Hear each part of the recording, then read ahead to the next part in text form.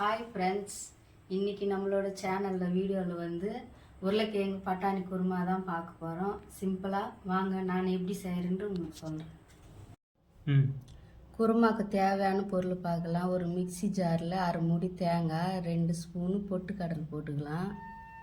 சோம்பு, சீரகம், மெழுகு அதுவும் போட்டுக்கலாம். மிக்சி ஜார்லேயே நல்லா அரைச்சி நைஸாக எடுத்துக்கலாம்.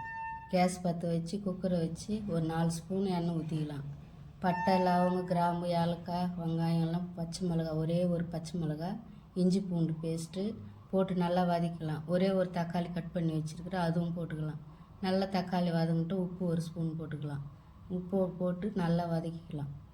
மஞ்சத்தூள் 1/2 ஸ்பூன் போட்டு நல்லா வதக்கிட்டு, கரம் மசாலா 1/2 ஸ்பூனு, மிளகாத்தூள் 2 ஸ்பூனு, வெறும் மிளகாத்தூள் 1 ஸ்பூனு போட்டு நல்லா வதக்கின்னு உருளைக்கிழங்கும் பட்டாணியும் நல்லா கட் பண்ணி வச்சு அழைச்சி அதில் போட்டுக்கலாம்.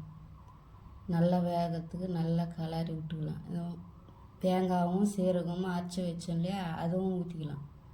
ஊற்றி நல்லா கலரிட்டு தேவையான அளவுக்கு தண்ணி ஊற்றிக்கலாம். இப்போ குக்கர் மூடி போட்டு மூடிக்கலாம்.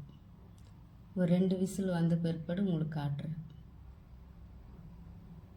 இப்போ பாருங்கள், சூப்பராக இட்லியும் குருமாவும் சூப்பராக ரெடி ஆயிடுச்சு.